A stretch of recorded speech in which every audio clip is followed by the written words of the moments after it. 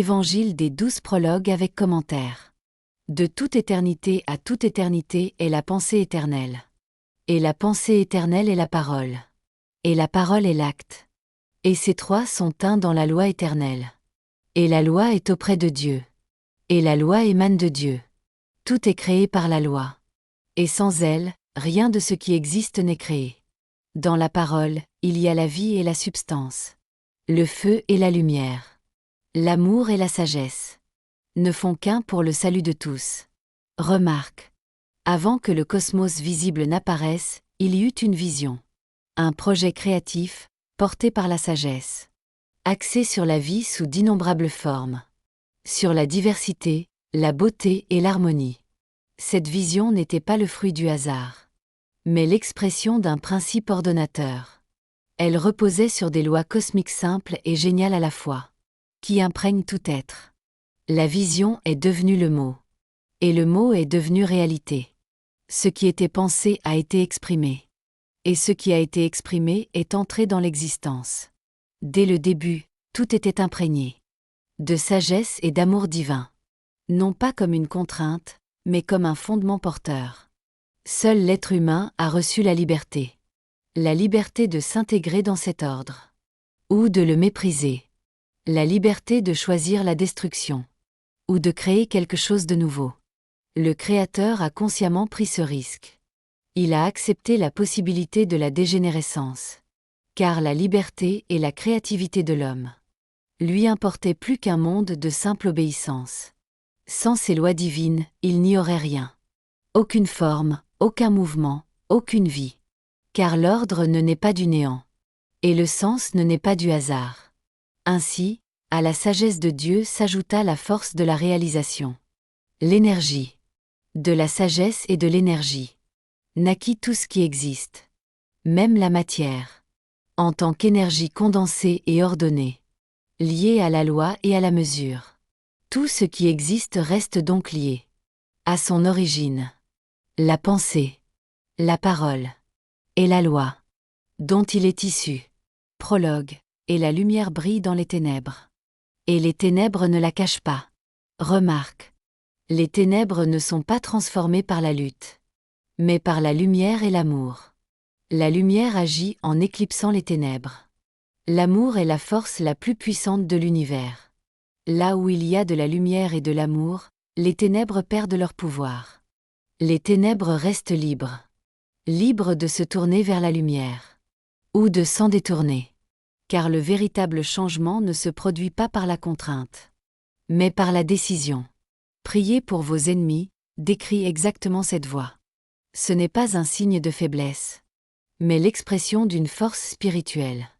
Prier signifie ne pas perpétuer le cycle de la résistance et de la vengeance. Mais l'interrompre. Ainsi, la lumière agit silencieusement. Mais durablement. Non pas par la domination. Mais par la vérité. La patience. Et l'amour. Prologue la parole est le feu qui donne la vie. Et en brillant dans le monde. Elle devient feu et lumière dans chaque âme. Qui entre dans le monde. Remarque. Ce feu intérieur vit en chaque être humain. Il se manifeste dans le regard. Dans l'éclat des yeux. Dans la connaissance silencieuse du cœur. Parfois, un voile le recouvre. Il est causé par des blessures, la peur, la culpabilité. Des expériences non guéries et l'aliénation. Mais ce voile n'est pas définitif. Il peut se dissiper. La prière et le pardon. La guérison consciente des traumatismes. Le recueillement intérieur et le renouveau spirituel. Peuvent révéler à nouveau le feu.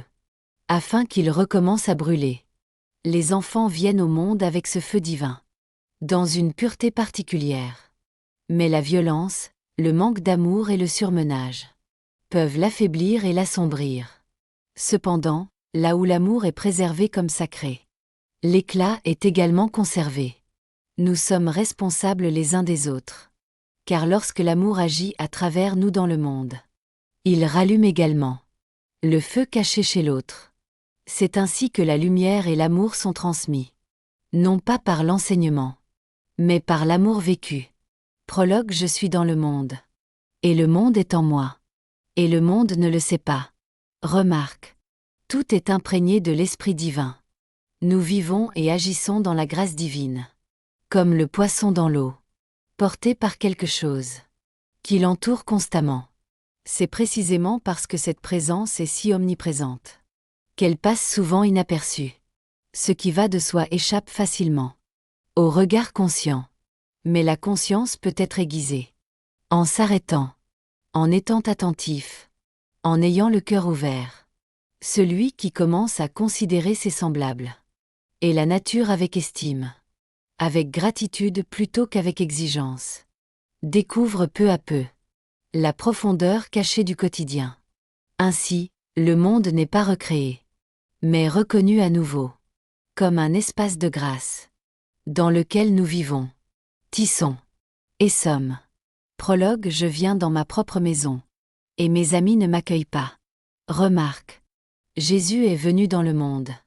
Et pourtant, sa nature. Et la profondeur de son message. N'ont été reconnus que par quelques-uns. Ce n'était pas seulement le rejet qui en était la cause. Mais aussi l'incompréhension. Car la vérité spirituelle ne se manifeste pas bruyamment. Et ne s'impose pas. Elle exige l'ouverture du cœur. Et la volonté de se transformer intérieurement. Il n'était pas le seul dans ce cas. Après lui, d'autres personnes sont apparues. Qui agissaient comme des messagers de Dieu. Des enseignants, des prophètes ou des maîtres. Leur message était profond et exigeant dans leurs conséquences. Plus que la musique des mots, il ne s'agissait pas d'égoïsme spirituel, mais d'intégrité. Car la vérité se révèle au cœur éveillé et à l'écoute. Ce schéma se répète à travers les âges. La lumière vient en chacun. Mais seul celui qui est prêt à s'ouvrir intérieurement la reconnaît comme un retour à la lumière et à la vraie vie. Prologue. Mais à tous ceux qui reçoivent et obéissent, il est donné le pouvoir de devenir fils et filles de Dieu. Même à ceux qui croient au nom sacré, qui ne sont pas nés de la volonté de la chair et du sang, mais de Dieu. Remarque. Celui qui s'ouvre à la voix de Dieu, aux lois cosmiques, et les met en pratique dans sa propre vie, assume une nouvelle responsabilité. Cette responsabilité n'est pas imposée. Elle est confiée. Elle consiste à participer au plan divin de la création. Non pas en tant que domination, mais en tant que service. Et c'est là que réside une grande dignité. Ces personnes deviennent intérieurement libres.